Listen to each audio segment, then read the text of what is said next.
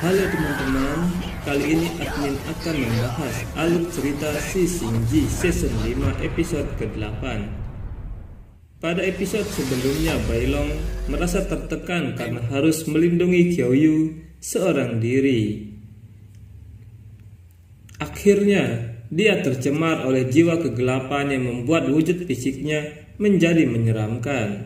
Dalam kondisi tersebut, Bailong juga bertemu dengan siluman harimau bernama Yihu yang mengincar Kyoyu untuk dijadikan menu makan paginya.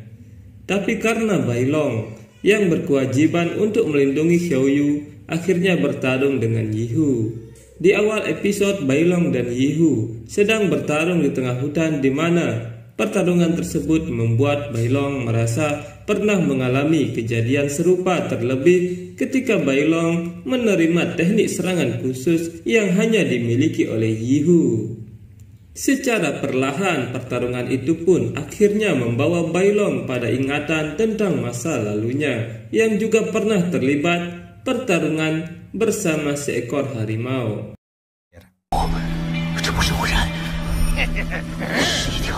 Setelah mengingat kejadian itu, Bailong mulai paham bahwa pertemuan yang terjadi di antara dirinya dengan Yihu bukanlah suatu kebetulan, tetapi merupakan sebuah takdir.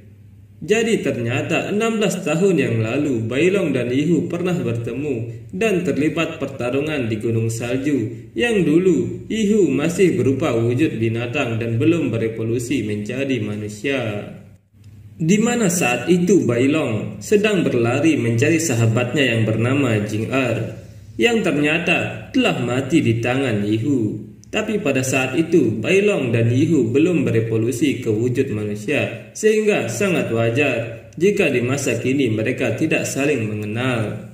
Tapi berkat teknik serangan Yihu, Bailong dapat mengingat dan mengenali Yihu sebagai sosok yang sama dengan harimau yang telah menewaskan temannya sekaligus membuat dirinya terluka hingga hilang ingatan. Tepat ketika Bailong mengingat semua itu dengan jelas, serangan Yihu hampir saja mendarat di wajahnya. Tapi tiba-tiba saja Dewa Bumi yang diam-diam suka menolongnya muncul lagi dan kembali menolong Bailong dari serangan musuhnya. Dengan cepat Dewa Bumi mencengkram tangan Yihu menggunakan akar liar sehingga pukulan Yihu tidak jadi mendarat di wajah Bailong. Bahkan kini seluruh tubuh Yihu dililit oleh akar sehingga membuatnya kesusahan untuk bergerak.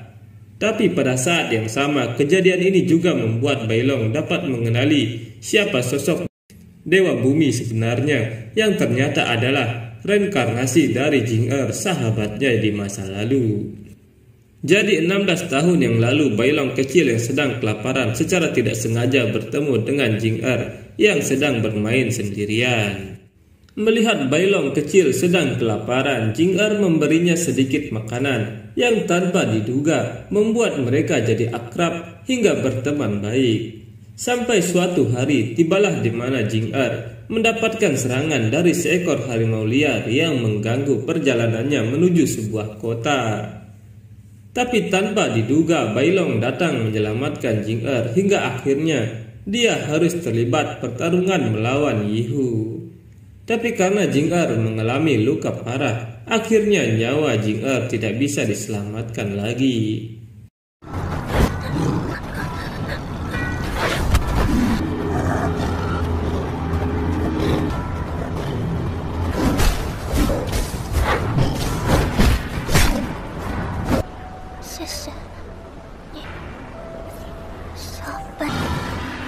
Melihat Bailong dapat mengenali identitasnya, Dewa Bumi tentu saja merasa senang karena setelah 16 tahun berlalu, pada akhirnya Bailong mendapatkan kembali ingatannya yang hilang. Tanpa disadari, momen bahagia itu telah menciptakan celah bagi Yihu untuk melakukan perlawanan, sehingga dalam sekejap Dewa Bumi pun terkena serangan Yihu sehingga tubuhnya setengah hancur. Melihat situasi itu, Bailong langsung murka dan dengan cepat membalas perbuatan Yihu dengan satu pukulan yang sangat kuat sehingga dapat menyebabkan Yihu terlempar sangat jauh.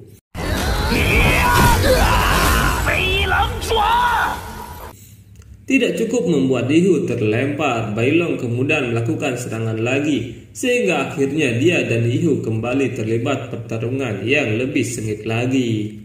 Situasi ini pun sempat membuat Yihu cukup ketakutan, terlebih ketika dia melihat luka-luka yang ada di tubuh Bai Long berubah menjadi api ungu yang penuh dengan kekuatan.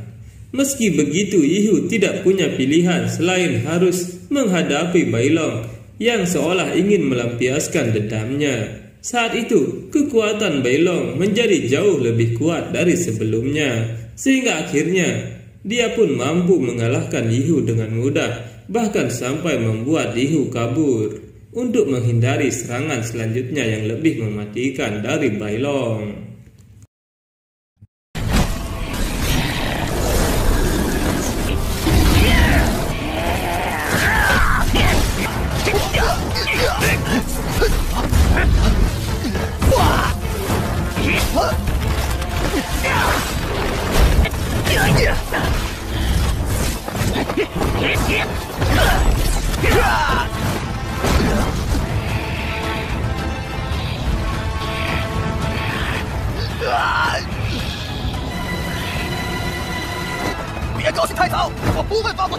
Setelah kepergian Yihu, Bai Long menghampiri Dewa Bumi yang sudah sekarat. Di detik-detik terakhir pertemuan mereka, Dewa Bumi memberitahu Bai Long bahwa keajaiban yang mereka alami 16 tahun yang lalu, yang membuat mereka mendapatkan tubuh saat ini, ternyata disebabkan oleh keberadaan Qiao Yu yang mampu membawa pengaruh positif terhadap keadaan di sekitarnya.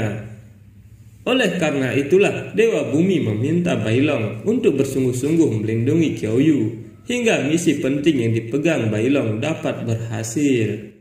Tidak lama setelah itu, Dewa Bumi akhirnya pergi untuk selama-lamanya. Sementara itu, Yihu yang kabur ke pedalaman hutan dengan tubuh kesakitan berangsur-angsur kehilangan tenaganya, hingga akhirnya dia pun tersungkur di tengah jalan. Pada saat yang sama, luka di tubuh Yihu meneteskan beberapa darah yang kemudian merembes ke dalam tanah, sehingga dapat tercium oleh siluman cacing yang tinggal di dalam tanah. Cacing-cacing siluman mulai keluar dan melihat Yihu terbaring di tanah. Mereka ingin menyantap Yihu. Tanpa disangka, Yihu bangkit dan membantai mereka dalam sekejap.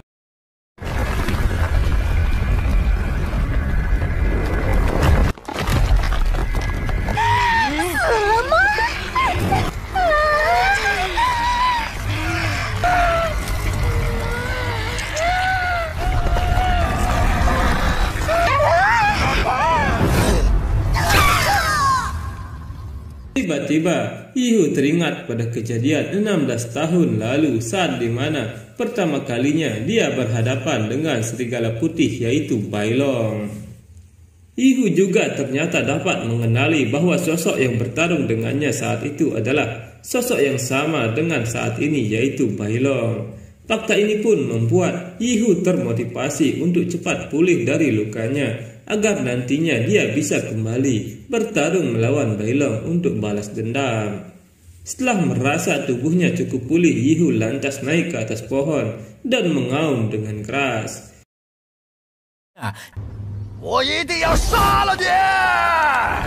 Dikarenakan teriakan Yihu sangat lantang, suaranya sampai dapat tertangkap jelas oleh pendengaran Bai Long dan Xiao Yu yang saat itu sedang melanjutkan perjalanannya. Terdengarnya teriakan itu tentunya membuat Bai Long dan Xiao Yu jadi panik karena tidak menyangka bahwa ternyata Yihu dapat memulihkan lukanya dengan sangat cepat. Demi menghindari ancaman bahaya dari Yihu yang bisa menyusul mereka, Xiao Yu kemudian mengajak Bai Long untuk cepat-cepat cepat-cepat pergi dari sana. Tapi sayangnya ajakan tersebut malah ditolak oleh Bai Long dengan alasan bahwa saat ini mereka sudah tidak bisa kabur lagi. Dan Bai Long sangat ingin menuntaskan dendamnya terhadap Yihu.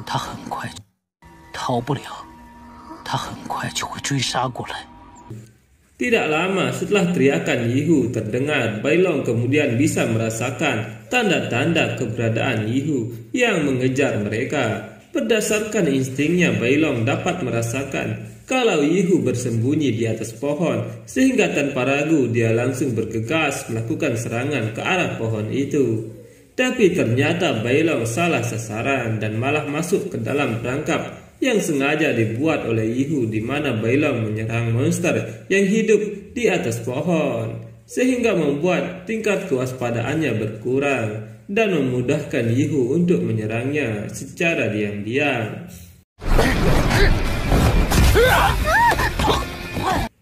Mendapat serangan kejutan, Bailong pun menjadi sangat marah, terlebih ketika Yihu mulai menunjukkan niat ingin balas dendam.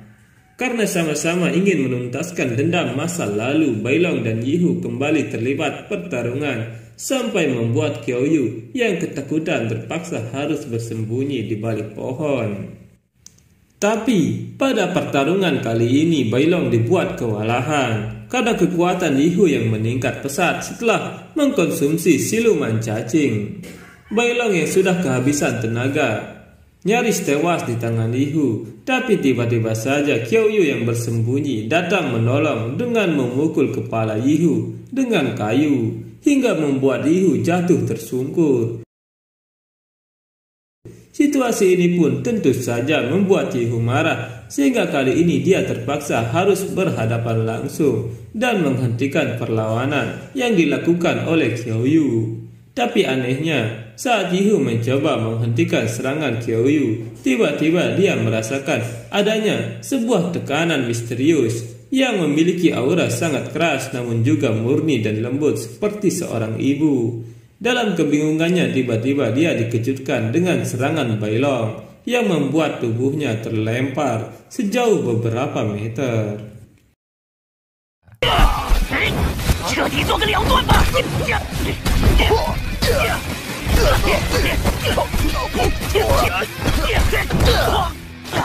Yihu yang marah kemudian menyerang Bailong dan pertarungan mereka dilanjutkan kembali.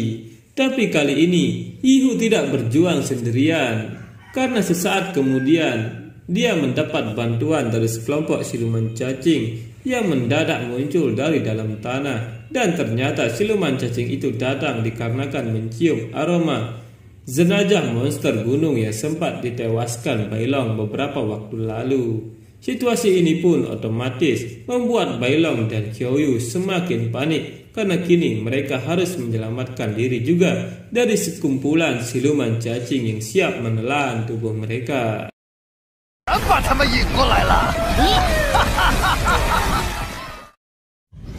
Sekian alur cerita Si Xingji Season 5 episode 8. Kita bertemu lagi dalam video berikutnya.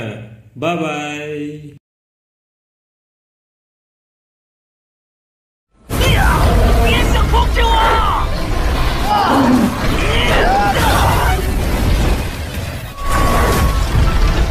Halo teman-teman, kali ini admin akan melanjutkan alur cerita Si Xingji Season 5 episode 9, di mana pada episode sebelumnya Yihu bersama cacing siluman sedang mengepung Bailong dan Qiaoyu. Cacing-cacing siluman mulai menyerang Bailong dan Qiaoyu sehingga membuat mereka terus bertahan. Tanpa sengaja, serangan Qiaoyu yang panik malah mengenai Bailong. Memanfaatkan itu, cacing siluman menyerang, tapi Bailong dengan cepat bangkit dan menyerang mereka.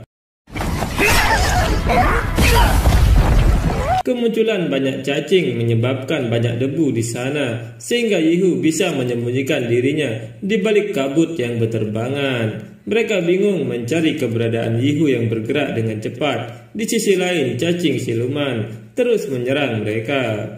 Bailong mengatakan agar Qiaoyu harus berada di dekatnya sehingga dia bisa melindungi Qiaoyu. Karena jika cacing siluman menangkapnya dan membawanya ke dalam tanah, maka dia pasti akan mati. Bailong tiba-tiba mencium bau Yihu di dekatnya dan dia tanpa sadar berlari ke arah Yihu dan meninggalkan Qiaoyu sendirian. Mendapatkan kesempatan itu, cacing siluman berhasil menangkap Qiaoyu dan membawanya pergi. Mendengar teriakan Kyoyu, Bailong berlari untuk menyelamatkan Kyoyu. Tapi kabut yang tebal membuat Bailong kebingungan mencari keberadaan Kyoyu.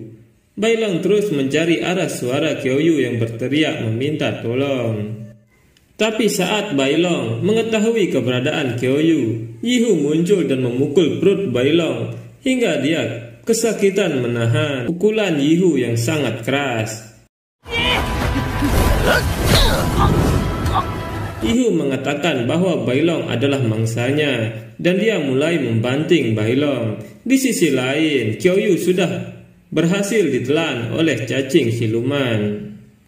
Dan mereka merasa senang karena sudah memakan api abadi yang ada di tubuh Kyoyu. Mengetahui hal itu, Yihu dengan cepat menangkap cacing siluman yang berusaha kabur ke dalam tanah. Yihu mengatakan bahwa Kyoyu adalah miliknya dan tidak ada yang boleh merebutnya. Yihu kemudian menarik cacing siluman keluar dan membantingnya ke tanah sehingga cacing siluman memuntahkan Kyoyu.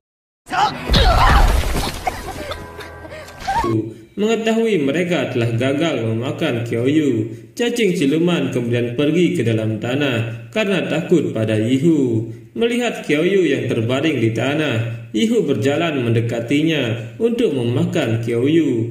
Dan untuk mengetahui apa yang spesial pada tubuh Kyoyu, Kyoyu ketakutan dan mengatakan bahwa di dunia ini ada banyak hal yang lebih penting daripada makanan. Kyoyu juga mengatakan bahwa dia memiliki kekuatan yang dapat mengguncang langit dan dapat menyelamatkan penduduk biasa.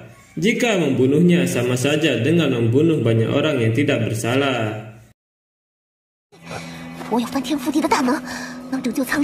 Tapi mendengar penjelasan itu, Yihu tidak peduli dan dia mengatakan bahwa itu bukan urusannya.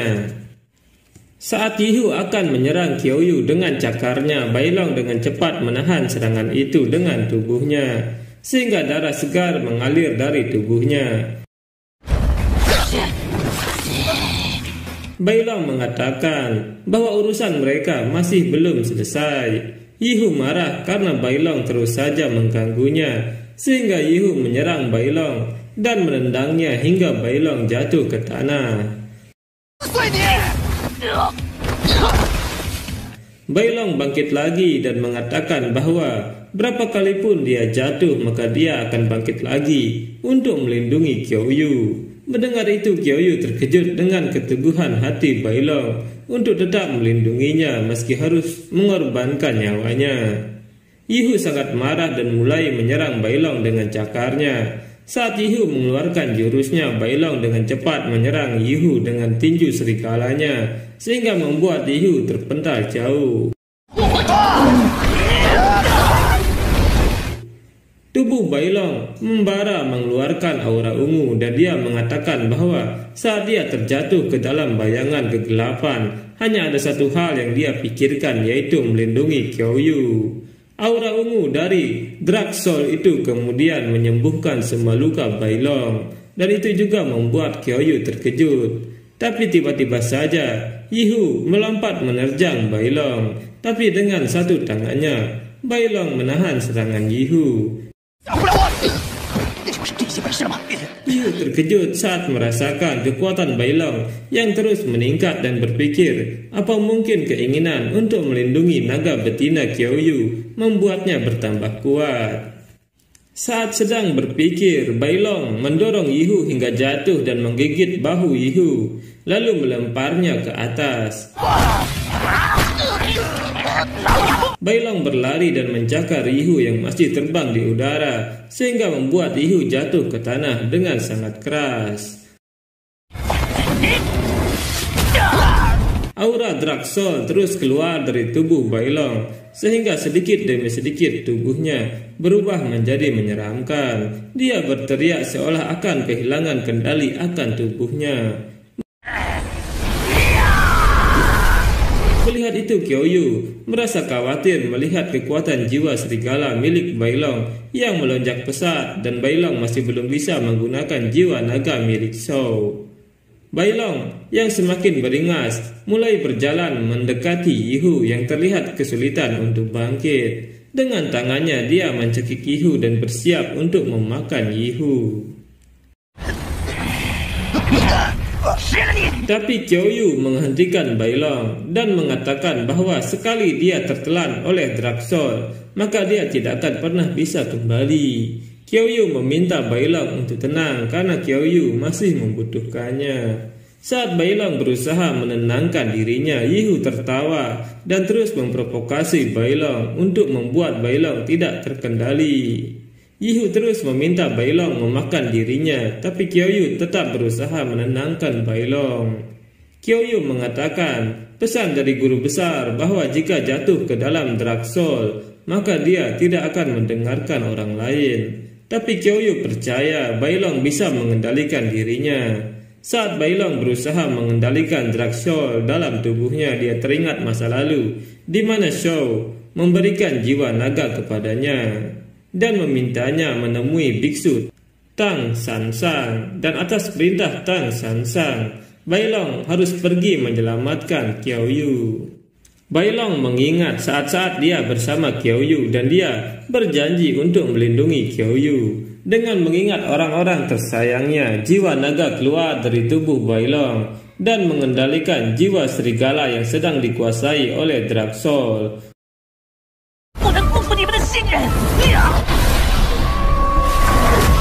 Seketika Bai Long tersadar kembali dengan kedua matanya memancarkan aura yang berbeda karena dia memiliki dua jiwa di dalam tubuhnya. Melihat Bai Long mampu mengendalikan Draksul, Yihu sangat terkejut.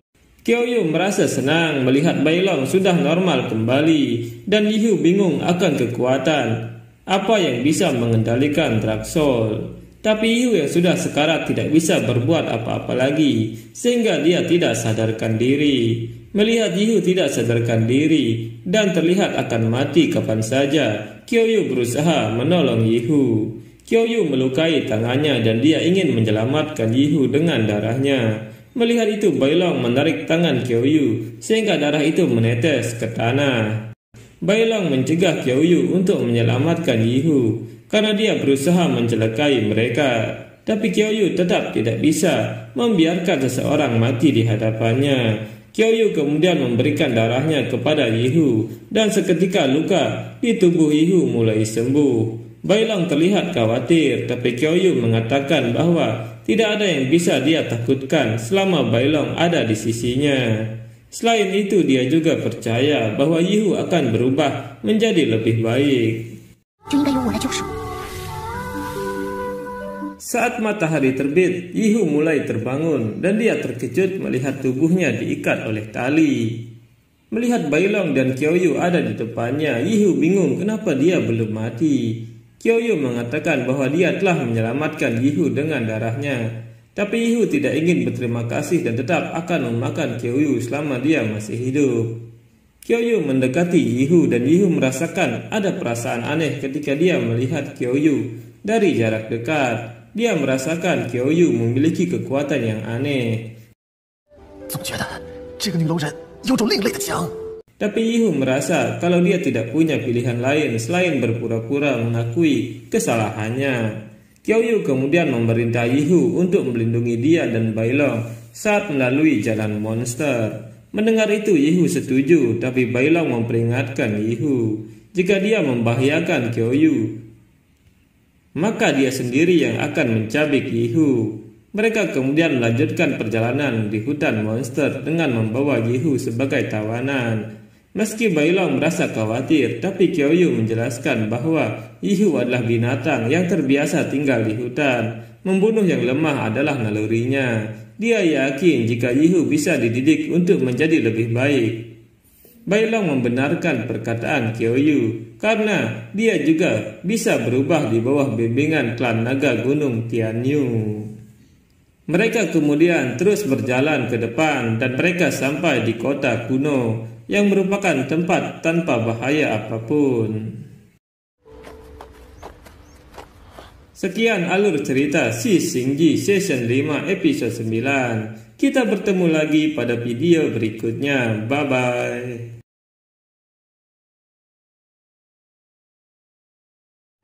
顶住！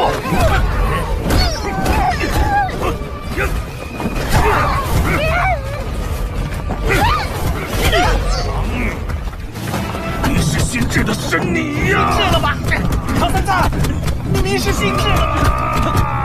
唐三藏。Halo teman-teman, kali ini admin akan melanjutkan alur cerita Si Xingji episode ke-10, di mana pada episode sebelumnya Bailang berhasil mengalahkan siluman harimau Yihu dengan kekuatannya yang mengandung Dark Soul. Setelah itu mereka membawa Wuji sebagai tawanan dan mereka sampai di kota kuno.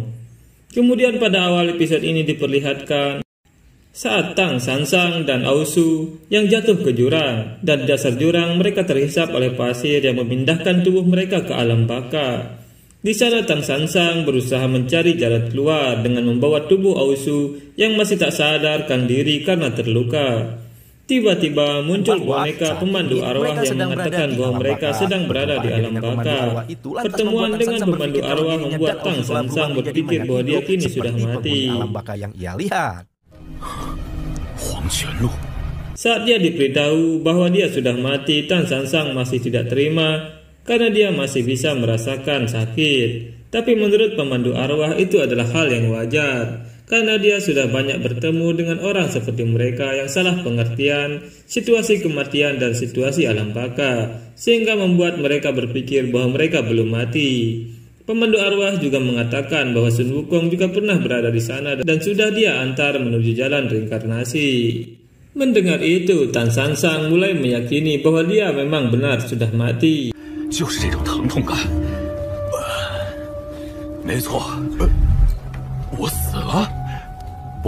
Pemandu arwah kemudian meminta Tang Sansang untuk melupakan segala hal yang telah dia alami di dunianya dan segera melintasi jalan reinkarnasi seperti yang ditempuh oleh Sun Wukong.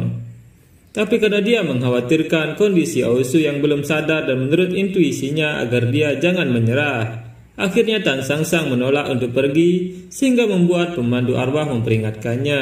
Pemandu arwah mengatakan bahwa api suci yang melindungi tubuh Tang Sansang akan padam seiring berjalannya waktu. Mendengar itu, Tang Sansang langsung menyeret tubuh Aosu untuk membawanya juga ke jalan reinkarnasi. Dalam perjalanannya mencari jalan keluar, Tang Sansang merasa bingung karena ternyata dia hanya berputar-putar di tempat yang sama. Tang Sansang memutuskan untuk berhenti dan mengobati Aosu yang sudah terluka. Dengan keahliannya, Tang Sansang mulai mengobati Aosu, tapi Aosu tidak kunjung sadar. Situasi ini membuat Tang Sansang berpikir bahwa hitungan waktu di alam baka tidak sama dengan hitungan waktu di dunia makhluk hidup. Waktu di alam baka terasa lama sekali dan anehnya dia tidak merasakan lapar sedikit pun. Tapi saat sedang berpikir, tiba-tiba Tang Sansang diserang oleh beberapa arwah gentayangan karena tertarik dengan api suci samadhi milik Tang Sansang yang ada di punggungnya. Dengan kehebatannya, Tang Sansang bisa mengalahkan mereka semua, tapi tidak berserang lama, semua arwah itu bangkit lagi dan menyerang Tang Sansang. Melihat itu, Tang Sansang tidak memiliki pilihan selain melarikan diri sambil membawa Aosu. Setelah berhasil melarikan diri, Tang Sansang merasa bahwa dia sudah berjalan cukup lama. Tapi anehnya dia tidak menemukan jalan keluar dari sana sehingga perlahan tenaganya hampir habis. Demi mencegah hal yang lebih buruk, Tang Sansang memutuskan untuk bermeditasi dengan harapan bisa mencegah pembusukan pada jiwanya. Tapi tiba-tiba Aosu telah sadar kembali dan dia harus menjelaskan apa yang terjadi pada Aosu. Tang Sansang berusaha menenangkan Aosu yang kehilangan satu tangannya serta menjelaskan apa yang terjadi sekarang.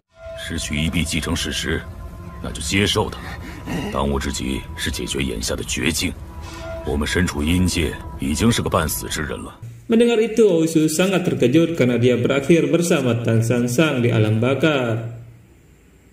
Tapi mengetahui bahwa keberadaan mereka tidak sepenuhnya meninggal membuat Aosu kecewa karena hidupnya diselamatkan oleh Tang Sansang. Aosu yang marah kemudian menantang Tang Sansang dan ingin mati bersama di alam baka. Tapi Tang Sansang tiba-tiba meninju Aosu dan berusaha menyadarkannya agar tidak menyerah.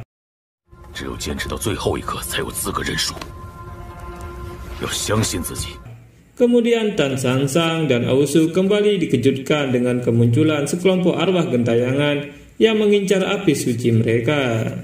Kali ini Tan San Sang kembali melawan arwah itu demi melindungi api sucinya. Dia bahkan meminta bantuan Ausu untuk bersama-sama melawan para arwah itu. Tapi Ausu mengungkapkan bahwa ternyata arwah-arwah yang dilihat Tan San Sang tidaklah nyata, sehingga membuat Tan San Sang seperti meninju udara di mata Ausu. Mendengar perkataan itu, Tan San Sang kemudian menyadari bahwa pikirannya mulai lepas kendali tanpa dia sadari.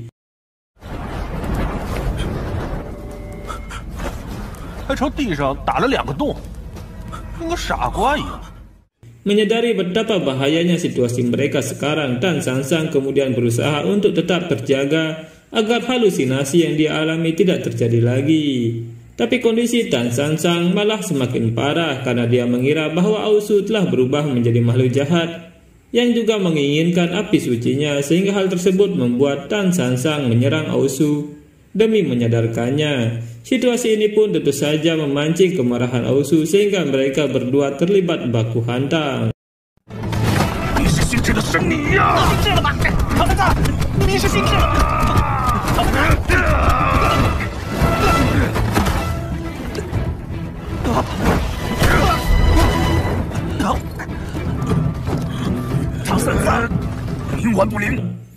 Setelah cukup lama bertarung, Tan San Sang akhirnya sadar tepat setelah mendengar ucapan Ausu yang mengungkapkan keinginannya untuk tidak mau melanjutkan hidupnya lagi.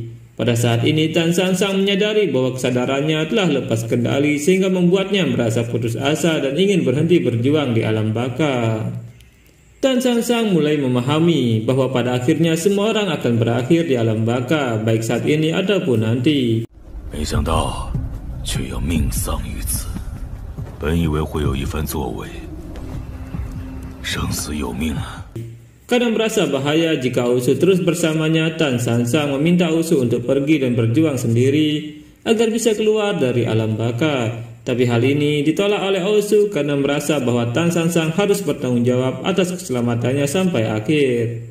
Jadi Ausu meminta Tan San Sang untuk tidak menyerah begitu saja dan memikirkan cara untuk keluar dari alam baka bersama-sama. Saat sedang berpikir, tiba-tiba mereka dikejutkan dengan kemunculan Sang Wujing yang berlarian menghampiri mereka sambil membawa mangkok tembaga yang ternyata adalah kompas alam baka.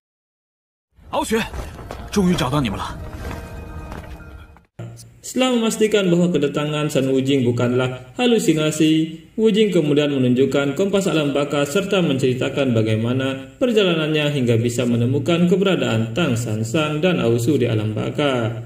Ternyata semua itu karena Wujing menggunakan mantra khusus untuk masuk ke alam baka serta merebut kompas ajaib milik Raja Alam Baka untuk mencari lokasi mereka. Meskipun Wujing kesulitan melawan Raja Alam Baka yang menaruh dendam atas pengkhianatan di masa lalunya, pada akhirnya dia berhasil merebut kompas alam baka sekaligus menyelamatkan jiwa Gusoyu yang terjebak di dalam boneka pemandu arwah. Dan akhirnya Wujing bisa menemukan lokasi Tan San Sang dan Ausu. 阴尸铜盘指出了师傅的所在位置。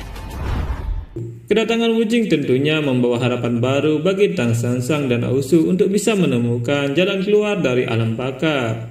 Tapi mereka dikejutkan dengan kedatangan Gosuyu yang menyusul Wujing. Dan dia menceritakan kisah pertemuannya di masa lalu, di mana ternyata sewaktu hidup dia tinggal di dekat sungai pasir hisap dan mengenal Wujing sebelum misi perjalanan ke arah barat dimulai. Tapi setelah itu, Gusoyu meninggal dan terjebak di alam baka dengan dijadikan sebagai salah satu boneka pemandu arwah koleksi Raja Alam Baka. Karena Raja Alam Baka dendam kepada Wujing sehingga pacarnya dijadikan boneka. Wujing memberitahu bahwa dia dan Raja Alam Baka mempunyai konflik masa lalu yang belum selesai hingga sekarang. Terlebih lagi saat ini kompas ajaib Raja Alam Baka telah dia rebut, sehingga otomatis keadaan mereka saat ini jadi incaran Raja Alam Baka yang ingin merebut kembali kompasnya. Benar saja sesaat setelah Wujing bercerita, Raja Alam Baka tiba-tiba menghampiri mereka dengan mengendarai gerobak tembaga, sehingga dengan terpaksa mereka semua menyusun rencana untuk berbagi tugas, di mana Tan San Sang dan Ausu harus berhadapan dengan Raja Alam Baka, sementara Wujing membuat formasi untuk kembali ke dunia manusia. Tan Sansang dan Aosu kemudian menghadapi Raja Alam Baka yang saat itu menggunakan boneka pemandu arwah untuk menyerang.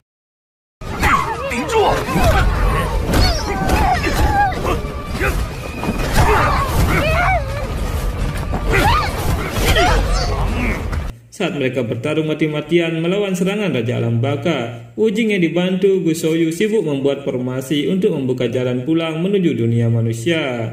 Sambil membuat formasi, Gosuyu menceritakan kisah hidupnya setelah ditinggal Wujing, sampai pada akhirnya dia harus meninggal dan berakhir di Alam Baka. Setelah formasi tersebut selesai dibuat, ternyata mereka masih harus menunggu formasi terbentuk dengan sempurna, sehingga secara tidak langsung situasi tersebut semakin membahayakan Tan Sansang dan Aosu.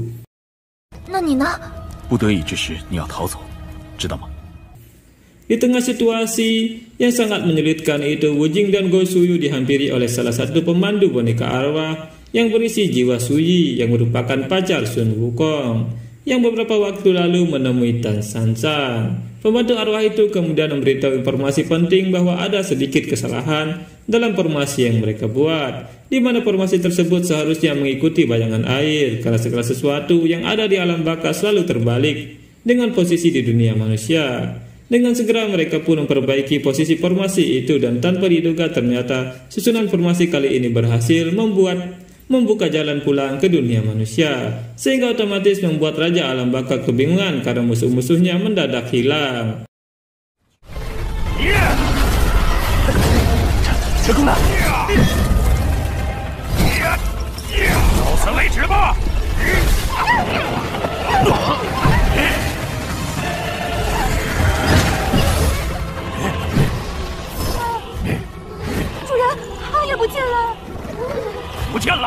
Akibat dari kejadian ini, Raja Alam Baka menjadi marah besar karena musuh-musuhnya ternyata berhasil kabur melalui bantuan benda pusaka yang diriput oleh Wujing.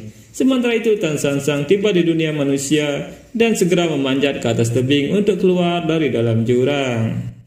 Tapi ternyata Aosu berpura-pura pingsan sehingga membuat tubuhnya harus digendong oleh Tan Sansang selama naik ke atas jurang. Setibanya di atas, Tan Sansang baru tahu kalau Aosu mengerjainya sehingga membuat dia marah kepada Aosu. Tak lama kemudian Wujing datang setelah mengantar Gosuyu yang kini wujudnya telah berubah menjadi jiwa. Mereka kemudian memikirkan cara untuk dapat membantu Gosuyu agar bisa berinkarnasi menjadi makhluk yang baru di kehidupan selanjutnya. Tak hanya itu, mereka juga membahas tentang keberadaan Cut Patkai, Bailang, dan Kyoyu yang saat ini diperkirakan telah sampai di kota kuno. Tidak mau membuang waktu, Tan Sansang memutuskan untuk segera menyusul para muridnya ke kota kuno.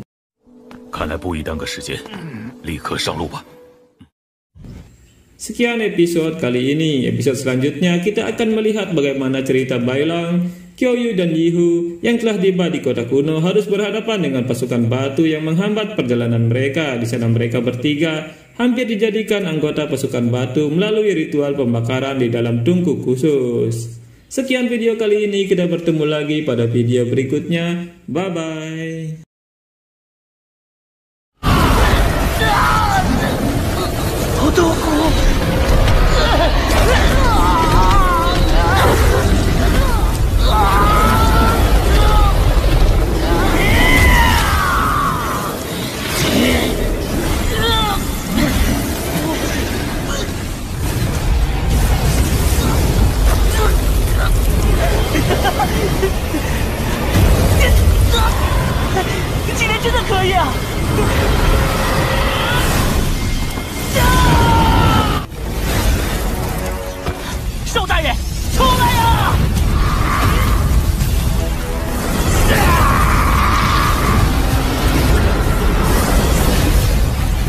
Halo teman-teman, kali ini admin akan melanjutkan alur cerita si Xingji season 5 episode 11, di mana pada episode sebelumnya Tangsang berhasil kembali dari alam baka karena bantuan Wujing.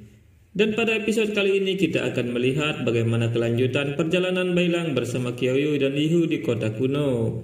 Ketika mereka memasuki kota kuno, tiba-tiba mereka dikepung oleh tentara batu dari kota kuno. Pemimpin tentara batu melihat ada aura kegelapan dari dalam diri Bailang sehingga mereka mulai menyerang Bailang. karena tanggung jawab dari pasukan batu adalah menjaga kota kuno dari jiwa kegelapan. Dengan mudah mereka menangkap Bailang dan teman-temannya lalu memasukkan mereka ke dalam tungku pembakaran. Gubernur Sibing, sang pemimpin tentara batu, ingin membakar mereka bertiga dan menjadikan mereka pasukan batu. Di dalam tungku, api berkobar dan mereka bertiga sangat kepanasan. Bailang berusaha melindungi Kyoyu agar tidak terbakar. Dan di saat-saat terakhir, seorang tentara batu kecil datang membantu mereka keluar dari tungku pembakaran. Gubernur Sibing terkejut melihat mereka bertiga bisa keluar dari tungku, dan tentara batu kecil mengaku bahwa dialah yang telah mengeluarkan mereka. Dan dia bernama tentara batu nomor 996. 996 berkata bahwa dia memang tidak sejalan dengan pemimpin tentara batu sejak dahulu. Gubernur Sibing menjadi murka sehingga duri di tubuhnya tumbuh lebih banyak.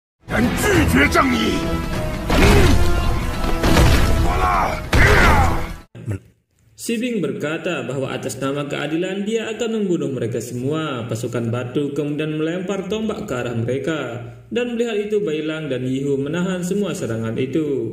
Melihat pasukan batu naik ke atas, Bailang menggendong Kyoyu dan melompati mereka semua lalu lari dari sana. Tapi pasukan batu dengan cepat mengepung Bailang dan Kyoyu yang mencoba lari. Melihat Bailang dan Kyoyu dikepung, Yihu memutuskan untuk datang membantu. Sambil menyerang, Yihu berkata bahwa dia akan mencoba menjadi orang baik.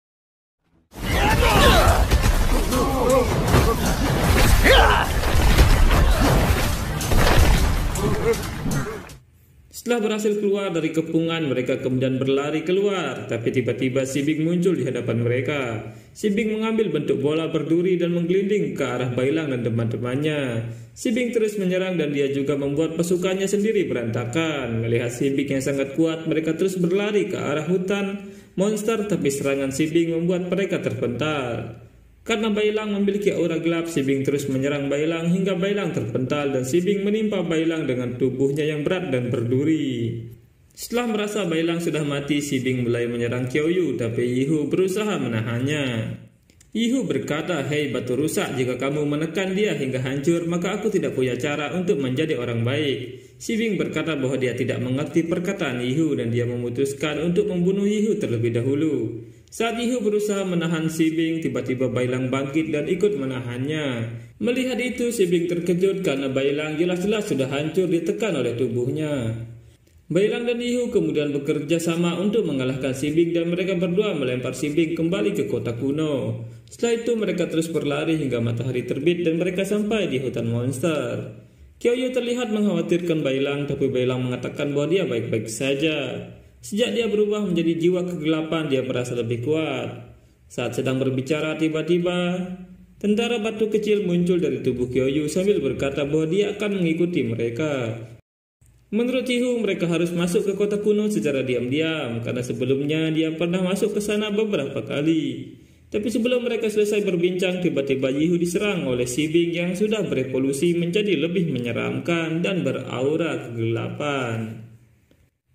Sibing mengatakan bahwa meski mereka lari, mereka tidak akan bisa menghindari penegak keadilan seperti dirinya. Aura kegelapan semakin menyelimuti Sibing dan dia menusuk Yihu lalu melemparnya jauh. Sibing mengatakan bahwa dia akan memakan mereka semua agar dia mendapatkan tubuh yang lebih kuat. Melihat itu, tentara batu kecil berkata bahwa apa yang dia pikirkan ternyata benar, bahwa Sibing sudah mengetahui bahwa dirinya terjerumus ke dalam jiwa kegelapan. Tentara batu kecil kemudian menyerang Sibing dengan tongkatnya, tapi dengan mudah Sibing memakannya.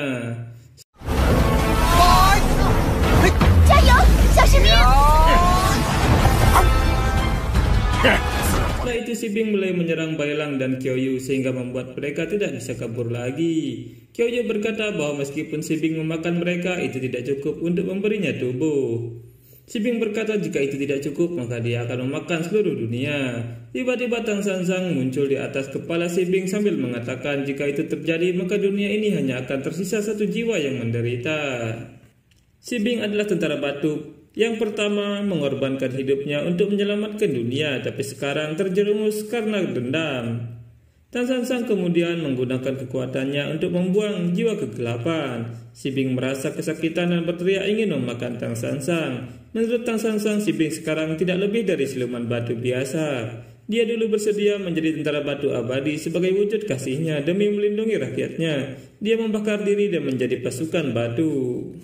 Tapi umur manusia yang dia lindungi sangatlah pendek sehingga dia melihat mereka mati satu persatu. Dia kemudian memutuskan untuk membuat semua penduduknya menjadi tentara batu agar hidup abadi bersamanya. Si Bing berkata kalau semua itu dia lakukan demi rakyatnya. Tang Sangsang berkata bahwa kasih yang terlalu besar pada akhirnya berubah menjadi kebencian yang besar. Penderitaan karena terperangkap di dalam batu membuatnya berubah. Si Bing sangat marah dan berusaha menyerang Tang Sangsang, tapi Sa Wujing muncul dan menghancurkan kaki Si Bing.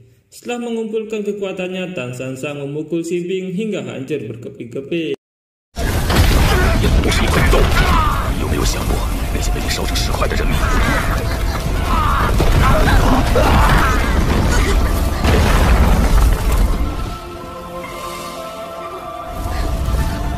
Tang Sangsang kemudian menyimpan roh Si Bing ke dalam sebuah kantong khusus. Sesaat kemudian Tang Sangsang menghampiri Bai Lang dan Qiao Yu yang merasa senang karena melihat dirinya masih hidup dan bisa keluar dari alam baka. Tidak hanya itu, Tang Sangsang juga menyembuhkan Bai Lang dari pengaruh jiwa kegelapannya. Mereka merasa senang karena sekarang Bai Lang tidak lagi tercemar oleh jiwa kegelapan. Melihat itu, Aoshu merasa terganggu dan memberitahu mereka keadaan Yihu yang masih ada di atas pohon. Mereka kemudian menyelamatkan Yihu dan Bai Lang menemukan tentara batu kecil di antara tumpukan batu. Beberapa saat kemudian Yihu akhirnya sadar dan merasakan kalau sekujur tubuhnya dipenuhi rasa sakit. Qiao Yu menjelaskan bahwa saat ini mereka masih di kota kuno dan semua pasukan batu yang ada di sana telah dimusnahkan oleh Tang Sangsang. Tidak hanya itu, Qiao Yu juga memberitahu kalau Tang Sangsang telah mengobati luka pada tubuhnya. Saat Yihu akan makan, tiba-tiba Tang Sangsang datang dan memaksa Yihu meminum obat buatannya. Lalu Tang Sangsang memukul perut Yihu hingga dia tidak sadarkan diri. Setelah itu Tang Sangsang mulai memeriksa tubuh Yihu. Dan Tang Sangsang memberitahu Qiao Yu bahwa untuk mengubah Yihu menjadi orang baik merupakan tugas yang tidak mudah, di mana arwah jahat seperti Yihu harus punya kesadaran yang dalam untuk bisa berubah menjadi baik. Tapi Qiao Yu yang sangat yakin kalau saat ini Yihu telah mengalami perubahan. Tang Sangsang berharap bahwa Yihu sudah benar-benar berubah seperti yang dikatakan oleh Qiao Yu.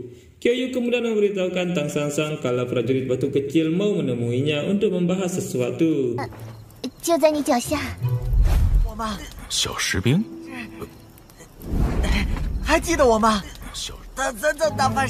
Prajurit batu kecil menyampaikan tujuannya yang sangat ingin kembali hidup normal serta berkumpul lagi bersama para kerabatnya.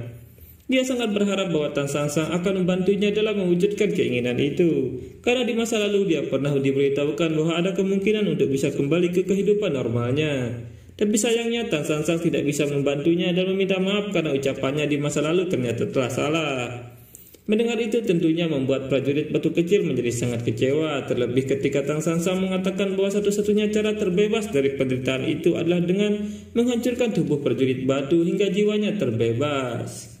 Karena harapannya telah berakhir, prajurit batu kecil pun pulang dengan penuh kesedihan, dan di saat yang sama Tang Sangsang memberitahukan Qiao Yu bahwa prajurit batu kecil merupakan salah satu korban dari terjadinya perubahan di dunia, di mana perubahan itu dipengaruhi oleh keberadaan api abadi atau Qiao Yu yang secara tidak langsung mempengaruhi energi yin dan energi yang di muka bumi menjadi tidak seimbang, sehingga beberapa arwah yang tidak mungkin menjadi arwah jahat pada akhirnya juga mengalami perubahan. Menyadari bahwa penderitaan yang dialami oleh prajurit batu kecil berawal dari dirinya, Qiao Yu kemudian bertekad untuk memperbaiki keadaan dengan mengakhiri penderitaan yang ada di muka bumi.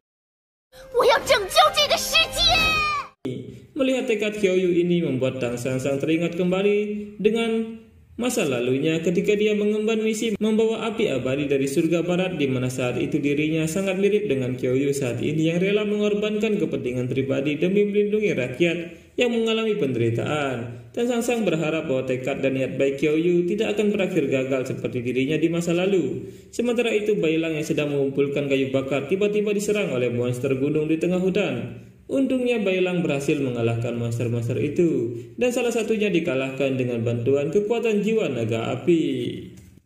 Setelah mengalahkan monster-monster itu, Bai Lang kemudian menggunakan sisa waktunya untuk berlatih dan menguji seberapa besar kekuatan yang dimilikinya. Bai Lang mencoba menggabungkan kekuatan jiwa naga suci dengan kekuatan jiwa serigala. Tapi itu sangat sulit karena kedua jiwa itu saling menyerang dan membuat Bailang kesakitan. Tapi pada akhirnya Bailang berhasil melakukannya. Setelah latihan, Bailang melihat seseorang yang sangat mirip dengan sosok Cut Pat Kai, sehingga dia mengejar orang itu. Tapi sayangnya orang itu menghilang dengan cepat. Saat itu di istana surgawi bayangan gelap, Kaisar Xintian sedang memberi laporannya kepada Dewa Kuno Yuzun bahwa saat ini dia telah mengutus beberapa orang untuk pergi ke bumi dan mencari keberadaan api abadi. Dan benar saja orang-orang utusan Kaisar Xintian ini kini telah sampai di jalur iblis dan segera menghampiri Tang Sansang. Mereka meminta Qiuyu untuk pergi bersama mereka menuju istana surgawi bayangan gelap. Tapi jelas itu ditolak oleh Qiuyu.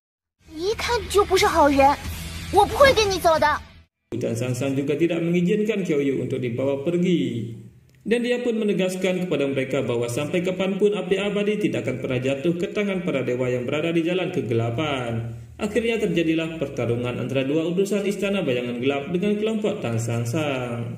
Sekian video kali ini, kita bertemu lagi pada video berikutnya. Bye bye.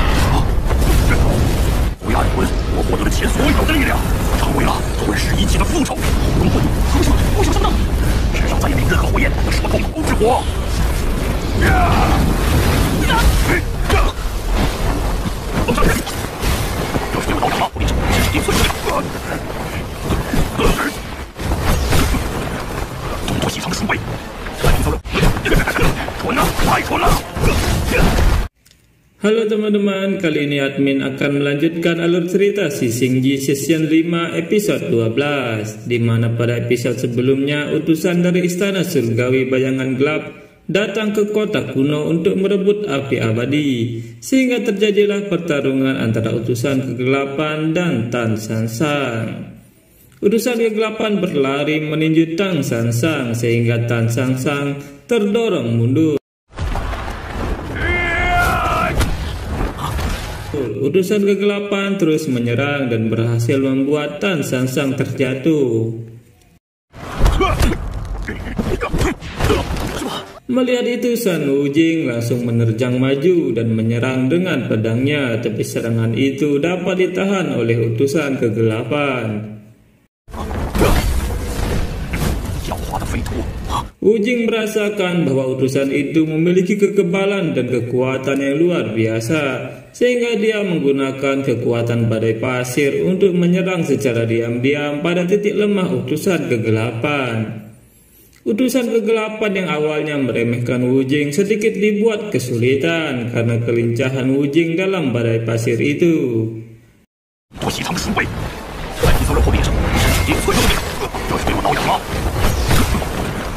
Tapi dengan kekuatannya, utusan kegelapan berhasil menyerang Wujing dengan sangat kuat hingga Wujing terkapar. Lalu dengan cepat utusan kegelapan berlari ke arah Tang Sansang untuk merebut api abadi atau Qiuyu. Tapi Wujing dengan cepat bangkit dan menebas punggung utusan kegelapan hingga membuat utusan kegelapan itu kesal. Pertarungan mereka pun akhirnya berlanjut. Dan melihat itu, Tang Sansang maju ke depan untuk membantu Wujing. Mereka berdua akhirnya mengeroyok utusan kegelapan sehingga membuat utusan kegelapan mengeluarkan kekuatannya yang sebenarnya.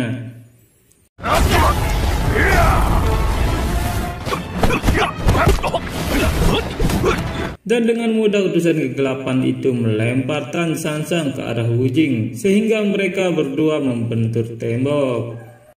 Tian Manxing mengatakan kepada temannya untuk berhenti bermain-main dan segera merebut api abadi. Utusan kegelapan kemudian berjalan ke arah Qiuyu dan melihat itu Qiuyu ketakutan. Di sisi lain terlihat Yihu berusaha bangkit untuk melindungi Qiuyu meski tubuhnya penuh dengan luka. Saat utusan kegelapan menerjang menuju Qiuyu, tiba-tiba jiwa naga api muncul dan menghempaskan utusan kegelapan. Akhirnya terjadilah pertarungan sengit antara Bailang melawan utusan kegelapan. Meski sudah berhasil mengendalikan jiwa naga, tetap saja Bailang masih belum mampu mengimbangi kekuatan utusan kegelapan. Melihat Bailang terpojok, Ausu mengatakan bahwa pria gendut itu tidak selincah dirinya, gunakan kecepatan untuk mengecohnya. Mendengar itu, Bailang mulai menggunakan kelincahannya sehingga semua serangan utusan kegelapan berhasil dihindari oleh Bailang.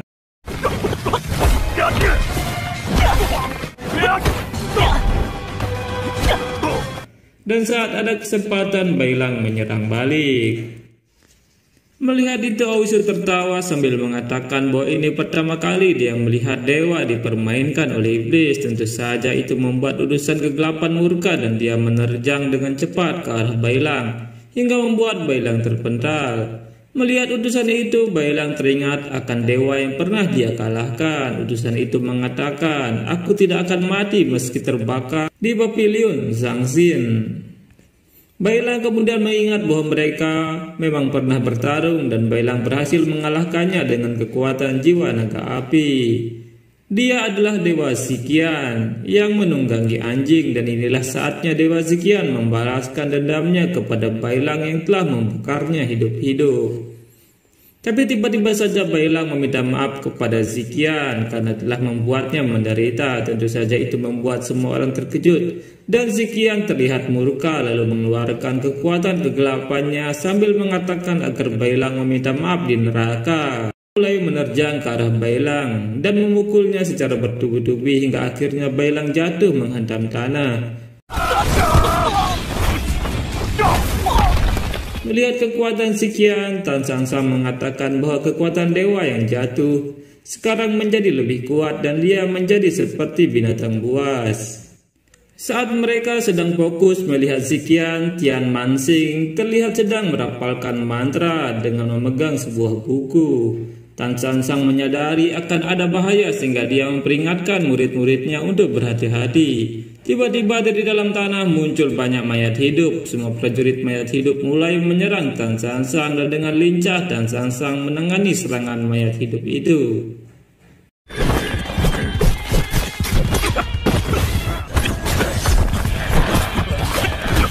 Tapi jumlah mereka yang sangat banyak membuat Tan Sang Sang kesulitan sehingga Wu Jing ikut membantu. Tapi jumlah pasukan yang sangat banyak itu membuat mereka kesulitan sehingga Tan Sang Sang terluka terkena senjata mereka.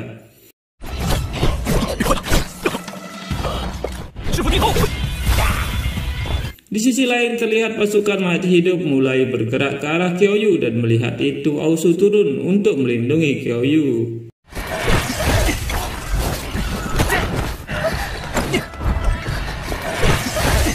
Karena banyaknya musuh membuat Ausu kesulitan dan dia mengatakan agar lebih baik mereka memotong Yihu yang sedang terbaring. Mendengar itu Yihu menjadi kesal karena dia tidak bisa berbuat apa-apa. Di sisi lain terlihat Ziqian sedang berhadapan dengan Bailang untuk menuntaskan dendamnya di masa lalu. Saat itu terlihat pasukan mayat hidup menyerang Qiaoyu dan Yihu, tapi Tan Sang Sang datang melindungi mereka. Meski berusaha melawan, Tan Sang Sang mulai terluka oleh serangan dari pasukan mayat hidup. Semakin lama dia bertarung, maka semakin buruk baginya sehingga Tan Sang Sang harus mencari cara untuk mengalahkan Tian Mansing. Di sisi lain, Bailang terlihat masih dihajar habis-habisan oleh Ziqian, dan itu membuat Bailang marah. Bailang akhirnya mengeluarkan jiwa naga api dan mengurung Ziqian. Tapi jiwa naga api tidak mampu membakar tubuh Ziqian. Ziqian mengatakan bahwa tidak ada satupun api yang bisa membuat dia kesakitan lagi. Ziqian mengingat saat dia menderita dan dia tidak terima dikalahkan oleh Bailang, sehingga dendam dalam hatinya membuat dia jatuh dan menyerahkan hidupnya pada Dewa Kegelapan Yuanxi. Kekuatan kegelapan akhirnya memberikan dia kekuatan yang melebihi kekuatannya sebelumnya. Kekuatan kegelapan itu akhirnya menghancurkan jiwa naga api milik Bailang dan dia berhasil mencekik Bailang. Ziqian menghajar Bailang berkali-kali dan dia memang sangat menunggu momen di mana dia bisa membalaskan dendamnya.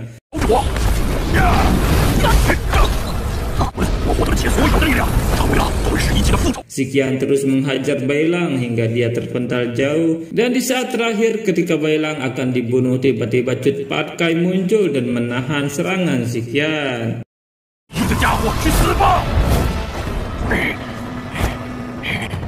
Sekian episode kali ini, kita akan bertemu pada video berikutnya. Bye bye.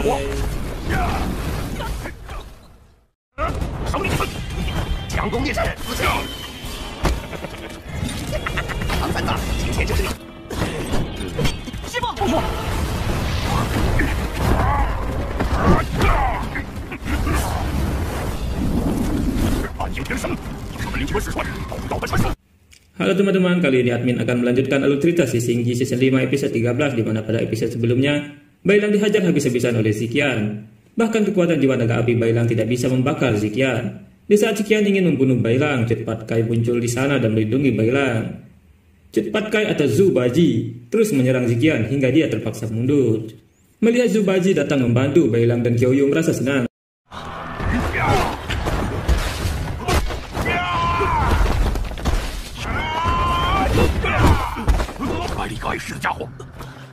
Tapi Ausu kesal karena Zhu Baji baru muncul. Saat itu terlihat Tan San Sang masih bertahan dari serangan mayat hidup dan dia melihat Zhu Baji telah datang. Zhu Baji mengatakan bahwa dia malu untuk menemui gurunya karena dia merasa bersalah. Tan San Sang menanyakan apa yang dilakukannya sehingga dia merasa bersalah. Cut Patkai meminta maaf karena dia mungkin tidak bisa ikut melanjutkan perjalanan lagi. Cut Patkai juga mengatakan bahwa dia sudah menjadi babi yang akan mati. Dia kemudian menunjukkan matanya yang tidak bisa melihat sehingga sulit baginya untuk menghindari kematian. Melihat mata Baji yang buta itu, mereka semua terkejut. Sambil bertarung, Tan San Sang bertanya tentang masalah apa yang dibuat oleh Baji. Cut Patkai tidak menjawab pertanyaan gurunya dan hanya mengatakan bahwa sebelum dia mati, dia ingin melakukan hal besar dengan membunuh Dewa Surgawi Bayangan Gelap. Cut Patkai kemudian menyerang Ziqian, tapi dengan mudah Ziqian menahan serangan Cut Patkai dan dengan pukulannya, Ziqian menghajar Cut Patkai hingga terpental.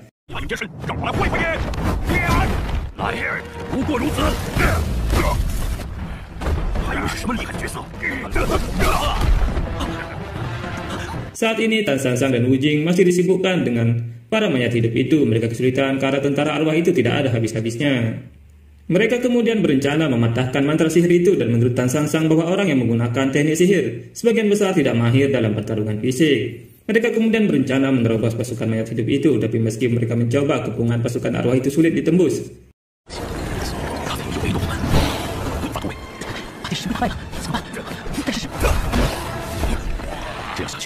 Dan pada saat yang sama pasukan arwah mulai mendekati Qiuyu. Tapi Bailang berusaha melindungi Qiuyu. Di sisi lain, Cut Patkai mulai bangkit lagi sambil berkata bahwa dia akan mengajari Dewa Kegelapan itu cara bertarung.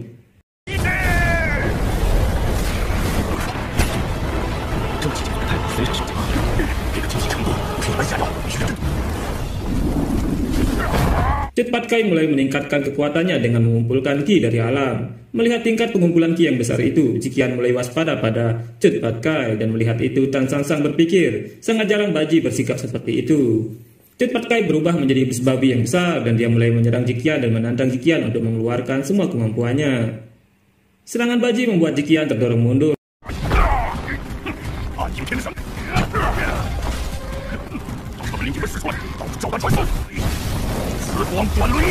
Dan Ziqian merasa kesal, lalu dia menggunakan teknik materai roda berputar cahaya ungu.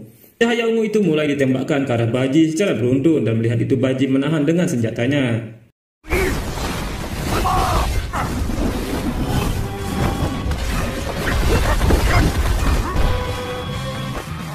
Lalu dia melempar senjatanya ke arah Ziqian, tapi itu berhasil dihindari olehnya. Baji kemudian menerjang ke depan dan Ziqian meninju Baji dengan pukulannya, tapi Baji menahan pukulan itu dengan telapak tangannya dan menarik Ziqian lalu memukul wajahnya hingga Ziqian terpental.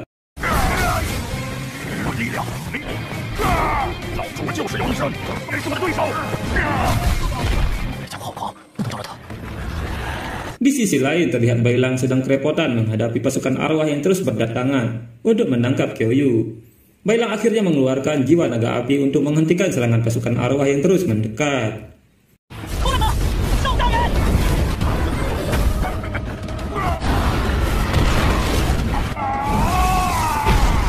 Di tempat lain, Baji melompat dan menyerang Ziqian yang baru saja akan bangkit, tapi Ziqian dengan cepat menghindari serangan Baji. Tapi Baji tidak berhenti, dia terus menyerang hingga Jiqian benar-benar terdesak.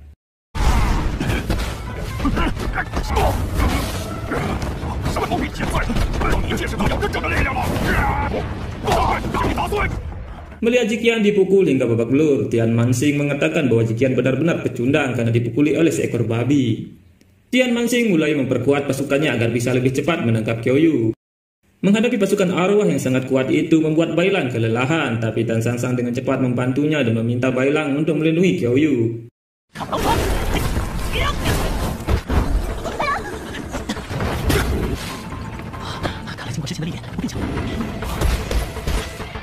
Sedangkan dia akan berusaha mematahkan mantra sihir itu bersama Wu Jing. Mereka berdua kemudian menerjang maju untuk mendekati Tian Manxing. Setelah cukup dekat, Wu Jing mulai menggunakan kekuatan lautan pasirnya, sehingga membuat Tian Manxing kesulitan untuk melihat.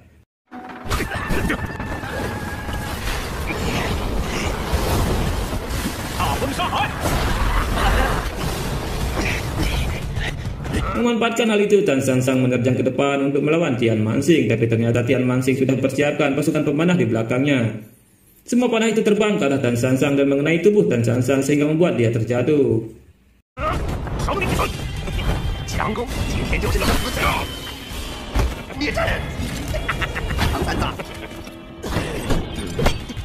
Melihat gurunya terkena panah, Baji berusaha dengan cepat menyelesaikan pertarungannya agar bisa membantu gurunya. Memanfaatkan emosi itu, Jiqian malah berhasil memukul mundur Baji.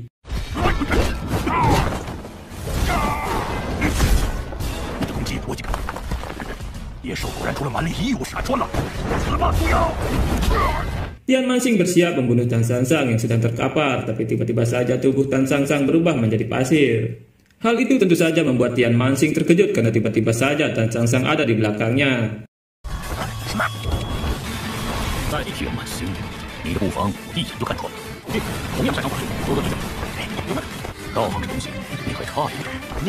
Tan San Sang dengan cepat menghajar Tian Manxing dengan tinjunya hingga Tian Manxing jatuh tersungkur.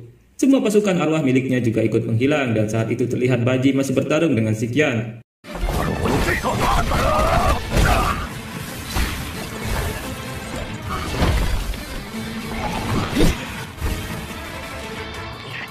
Jiqian berhasil melayangkan tinjunya ke arah wajah Baji.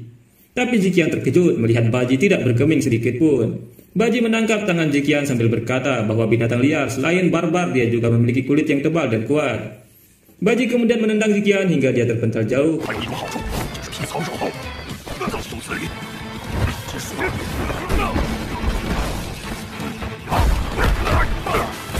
Ketika Jiqian bangkit, Baji menangkapnya dan membantingnya berkali-kali ke tanah, lalu melemparnya hingga membentur dinding batu.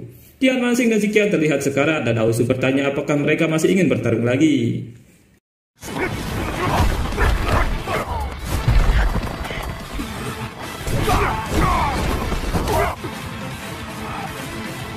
Tapi tiba-tiba saja ada angin yang mengelilingi mereka dan Bai Lang merasakan aura yang tidak nyaman dari angin itu. Tan San Sang mengatakan bahwa ini adalah musuh yang kuat, mereka harus berhati-hati. Tiba-tiba dari awan gelap itu muncul seorang dewa surgawi bayangan gelap yang akan menangkap Qiuyu.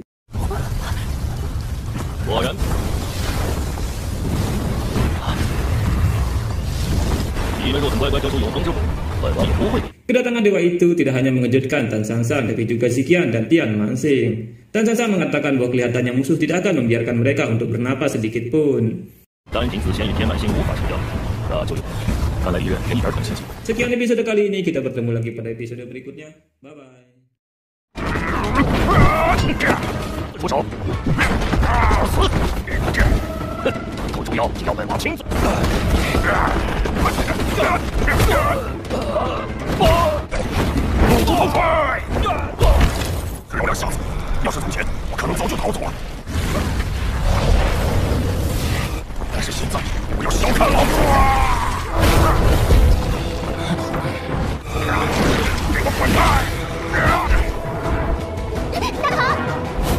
Halo teman-teman, kali ini admin akan melanjutkan alur cerita si Xingji season 5 episode 14, di mana pada episode sebelumnya Tan San Sang bersama murid-muridnya berhasil mengalahkan Tian Manxing dan Jiqian dengan kekuatan mereka. Tapi tiba-tiba saja muncul dewa surgawi bayangan gelap. Melihat dewa itu, Bai Lang bertanya kepada gurunya siapa orang itu. Tan Sangsang mengatakan bahwa dia adalah Raja Zheng Changtian, jenderal wilayah selatan yang terkenal di surga, dan merupakan salah satu dari 4 raja surgawi.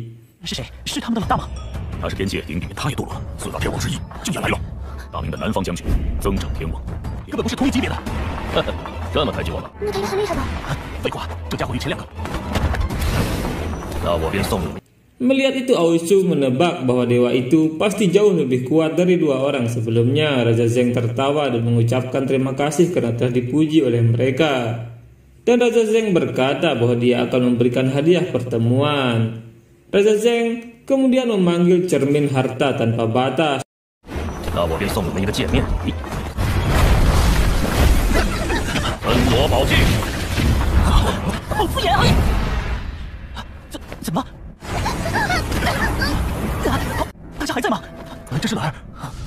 Cahaya dari cermin itu sangat menyilaukan sehingga membuat mata mereka semua kesakitan. Tiba-tiba saja mereka semua dipindahkan ke dalam dimensi cermin, dan di sana mereka kebingungan karena musuh tiba-tiba menghilang. Bahkan Kyoyu juga tidak ada di sana. Tan Sangsang meminta mereka semua untuk tenang dan dia melihat ada cermin yang terpasang di sana. Tan Sangsang berkata bahwa menurutnya mereka semua tidak menghilang, tapi cermin itu adalah akar penyebabnya. Tan Sangsang menyentuh cermin itu dan dia melihat Kyoyu ada di balik cermin.